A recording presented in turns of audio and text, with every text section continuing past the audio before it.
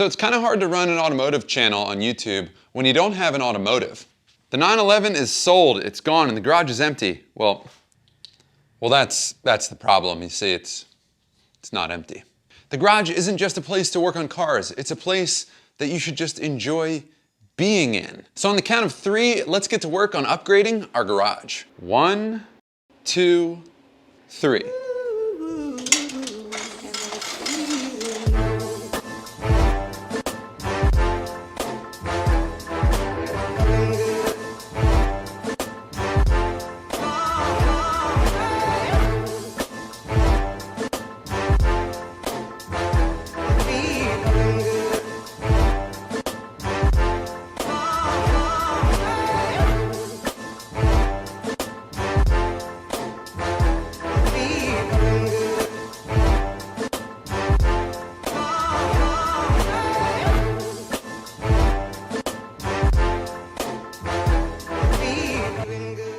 So I really like the way that the brick paneling looks. I know there are various opinions on the brick paneling. The only knock I have against it are those seams. It sort of stands out and takes away from the look of the brick wall. But if you hang out to the end of the video, I'll be sure to update this wall and I'll show you how I fix those seams so that you don't see them. It'd be really cool to keep this part of the garage wide open, but it's not a reality of ours because we need more storage space. So I have a solution.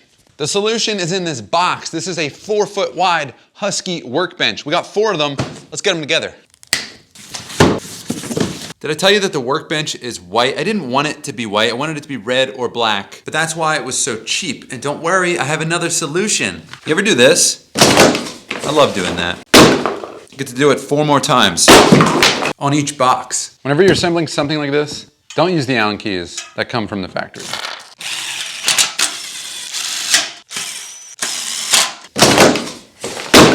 Any recommendations as to what to do with all of the cardboard? So now, let's see how it looks. My immediate reaction, I like it. I don't like it. I'm not sure how I feel about the white. I'm also not sure how I feel about it being wide open underneath. It looks too skeletal. And I'm definitely not sure about this big gap behind the workbench. Things are gonna fall back there. The problem is these legs are all the way against the concrete ledge, which prevents me from closing that gap. That's about a 6-inch gap at the bottom, and there's your 6-inch gap at the top. One option is to take a blade or a grinder and actually cut these legs off flush with the concrete step. That would definitely close the gap in the back, but then these pieces would be permanently fixed to this garage. If I ever moved into a bigger garage, I wouldn't be able to take these pieces with because they would be custom fit for this shop. A second option is to actually take a piece of wood and extend our workbench. That makes the workspace bigger. That's a non-permanent solution to our problem, although it cuts into this space of the garage, which is where we like to work on our projects. Although it's only 5 more inches this direction.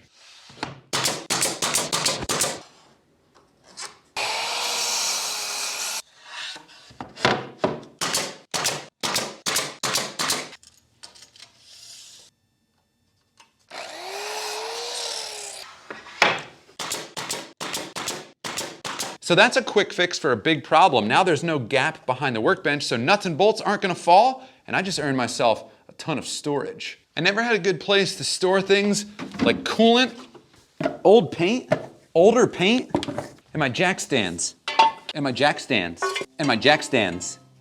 Well shoot, now I even have a place to keep this sandblaster. God, that was a gotta have it tool. I think I used it. I've used it. Although I'm super happy about earning a ton of storage space under the workbench, the cluttered look gives me anxiety. Here's another solution for another problem, curtain rod. I know these aren't the classiest curtain rods on planet Earth, and these aren't the most functional scissors on planet Earth. So with our curtain rods, a couple self-tapping screws, and a couple sets of black drapes, we have an organized, functional, clean, aesthetically pleasing garage workspace. But we still have to work on that vibe I was talking about. I'm going to install 6 of these black and bronze, vintage appearing wall-mounted lights. Not only because they look cool, but also more light is always better in the garage. I've done my fair share of electrical work behind the walls in this garage.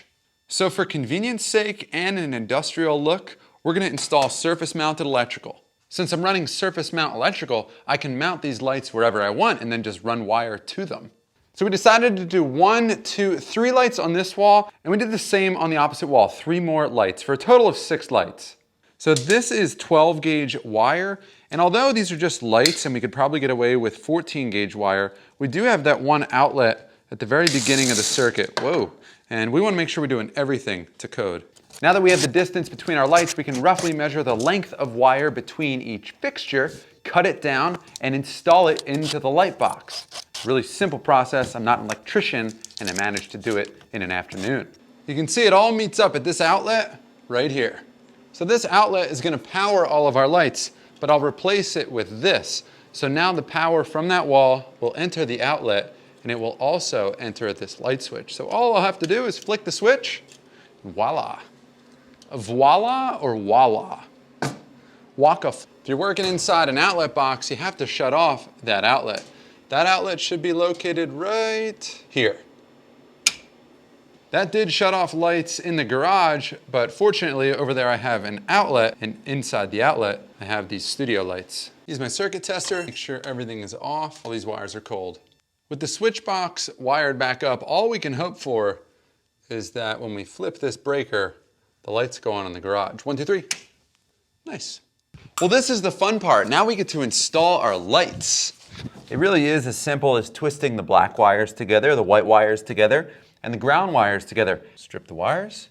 Remember, you can't really screw this up because if you wire it wrong, it's either simply not going to turn on or your house is going to burn down. Either way, you'll definitely know that the light's not working. Cool. After you have all of your fixtures installed, you need to screw in your light bulbs. I went with an Edison LED to give it that amber vibe, and it's dimmable. You wear the gloves so that you don't get your oils on the light bulb, which can shorten the lifespan of the bulb. The lights look awesome installed. We're not going to turn them on yet because I want to add one more feature, some pictures. Artwork in the garage specific to what I like to work on really adds a nice touch. This one to represent the 911s I've worked on. This one to remember the R8 that I miss terribly. And this one of the V12 Lamborghini lineup to help represent what might be coming in the future. A couple of really long rugs help with echo reduction, and they look really good too. I'll of course link as much of this stuff as I can in the description down below. Now before I hit the light switch, try and remember for a quick second what our garage used to look like, because that'll help you remember just how far it has come. Wow. And now enjoy the vibe.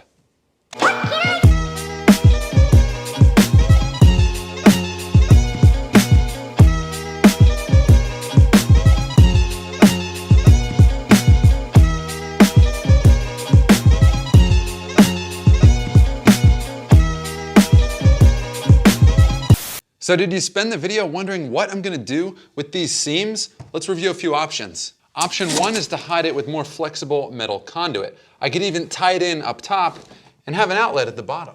The second option is to run vertical copper piping over the crack. It would just be for aesthetic purposes only.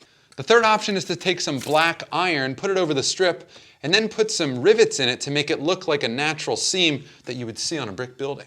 This is cardboard. The last option is to do nothing and leave it as it is. Either way, we have to make a decision fast because, well, we bought a wrecked Duramax and we gotta fix it.